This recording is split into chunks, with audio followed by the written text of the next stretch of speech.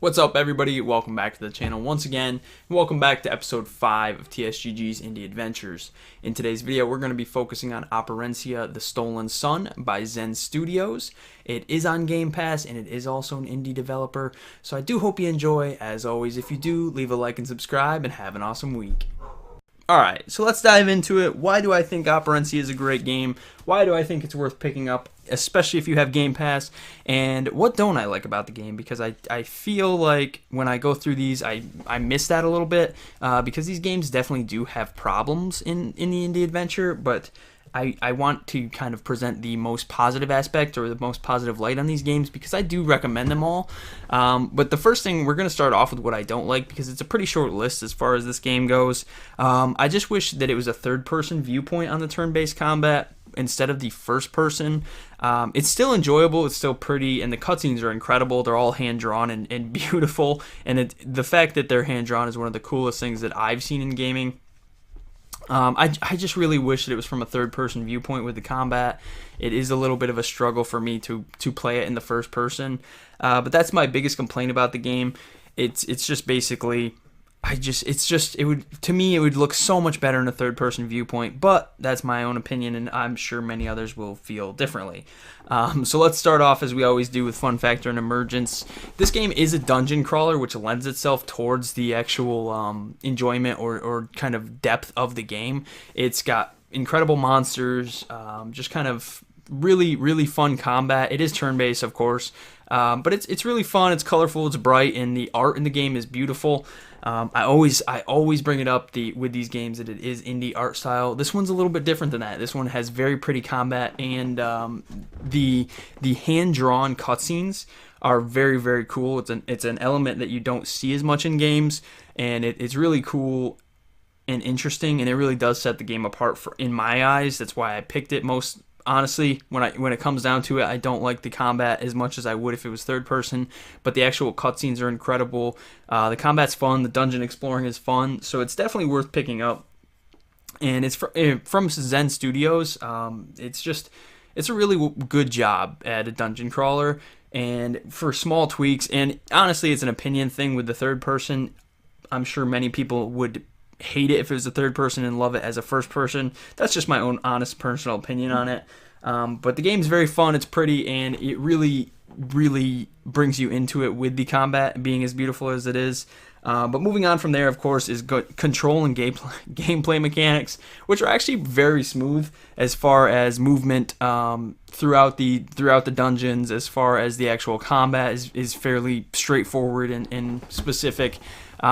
It's not really as much as an in-depth control and gameplay game, because with this you do have some time to decide what you're going to do. It's much more strategy and strategic game than it is really quick reflex decision making. So it does give you time, but this sort of style lends itself quite well to these mechanics because they're slow and slowly developing and strategic. There's also a ton of puzzles in this game, which if you've been listening to the podcast, you know I hate puzzles in games because to me it takes away from it. It takes away from the immersion because I have to sit there and think and try and decide.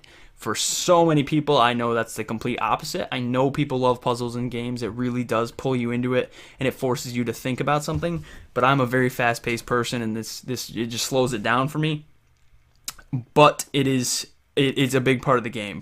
In Zen Studios' own words, from intricate riddles to selecting the proper ingredients to craft new items, dozens of puzzles challenge your brain power throughout all of Operencia. So it is a big part of the game. As you can see, there is a crafting system that is part of the puzzle. It's not a puzzle per se, but you have to figure out what to put it together to create this, and it is a huge part of the game. Some of the puzzles and riddles and stuff are really cool, but to me, on my own personal preference, I like fast-paced gaming, and this does pull away from that. But as far as the actual game goes, it really does lend itself to puzzles, so I can't be upset about it.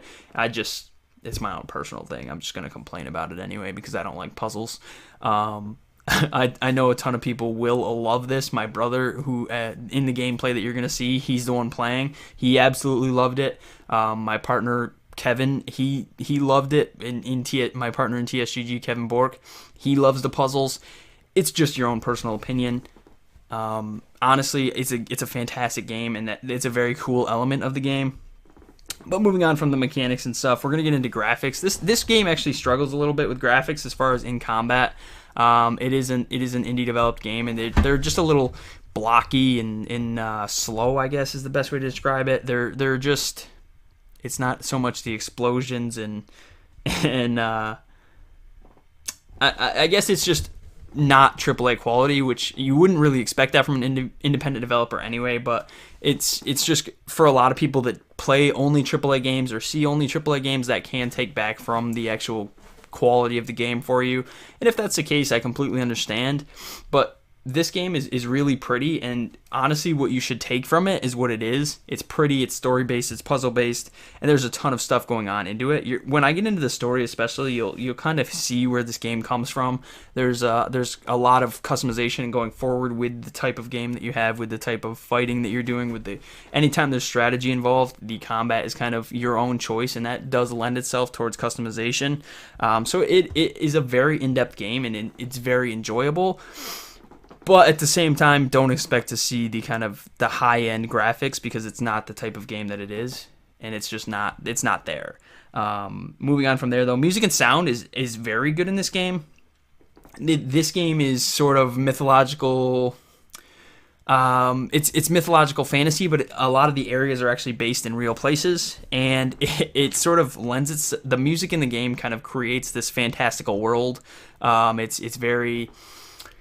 It's upbeat, but at the same time, it can change. Say you're creeping through a dungeon, it's going to be that very ominous kind of lots of bass, kind of the string instrument, orchestral kind of just scary music that you can think of. That's what the game does for you. It does create that kind of presence, and to me, that's excellent. I know Kevin, that's one of his absolute favorite things in gaming is the music. As a kind of a sound producer, you would expect that from him, and I know he's gonna love this.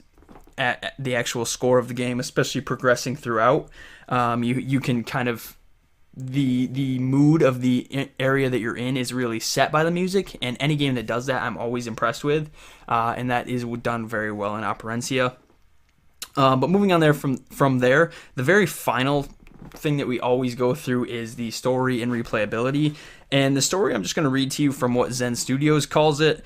Basically, they say, a tale for the ages, an unknown force has abducted the Sun King. I'm not even going to try his name. That's crazy. Nepkirali. Leaving Operencia in a state of perpetual darkness and eventual doom, from hidden royal tombs and cursed castles to an ascent up the world tree to reach the copper forest of the land of the gods, explore diverse settings throughout the far reaches of the land and beyond. Each location boasts its own unique atmosphere, visual style, level design, and puzzles, and many take place entirely outdoors. So as you can see from that, it's going to be, you can tell the game itself is going to be very vibrant and diverse, and that's what I was talking about when we got into the actual music and the combat. There's so much diversity there, so don't let the graphics themselves pull back from this game for you, because this game is very pretty. It has some of the best cutscenes I've ever seen, and they're all hand-drawn, which is absolutely mind-blowing when you get into it.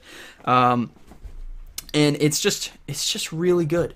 So don't let the graphics pull away from that for you. This is the type of game that it is pretty and the story is good, and you want to pay attention to the little details because things will change. As far as replayability goes, there's not so much of it in this because it is a straightforward story. There's not many really choices, at least that I've come across in mine, and I don't think it is designed that way. I think it is designed kind of a straightforward linear story. Of course, there's loot type things that you can do throughout the dungeons. There's always exploration in these games, so I guess there would be some sort of there are always different ways you can do things with the strategy type combat. So there are different ways in that kind of lends itself towards replayability without the different endings and things like that. So it's definitely worthwhile of picking up. I really enjoyed the actual art style myself. It's my big thing in gaming is the art style, and I really loved it, so I definitely recommend this game to anybody that looks into the art style or the music, because they're really well done, and they really do both set the mood for the area. So I do hope you enjoy it. As always, if not, or if you do, I want to hear about it in the comments. If not, I want to hear why. If you do enjoy the video, though, leave a like and subscribe, and do have an awesome week.